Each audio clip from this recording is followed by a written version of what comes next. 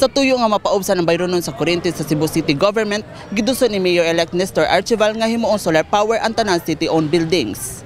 Kining maong lakang gisiminto pinaagi sa bag-ong giaprobahan nga ordinansa sa Konseho sa Syudad, ang City Ordinance 2772, nga nagmando sa paggamit og solar panels isip power source sa mga buildings nga gipanag-iya sa kagamhanan.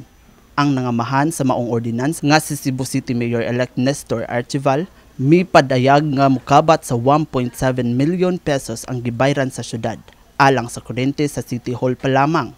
Kaya dinhi sa atong syudad, we're paying something like 250 million per year para sa elektrisidad.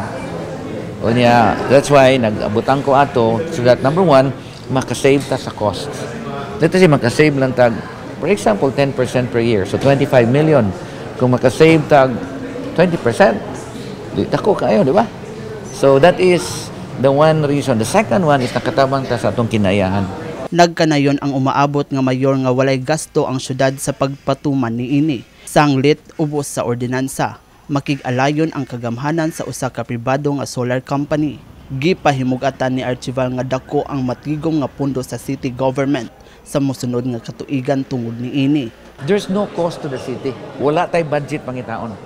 Why? Because in the ordinance ni sulti nga kung kinsa tong ganahan nga kontraktor magbutang og solar, sila mo imubutang. Okay? Ang return, ang savings ila at certain number of years.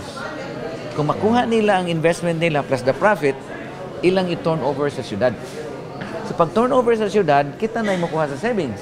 Kung ang savings nato, let's say out of 200 million na ay 30 million kada buwan, ato ang savings.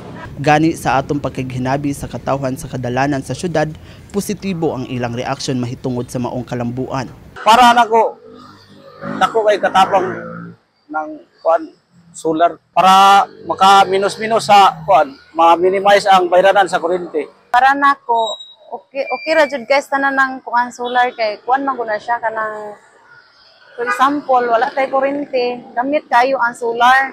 Kini si Reyninyo Puso, PITcom intern, alang sa My TV Cebu.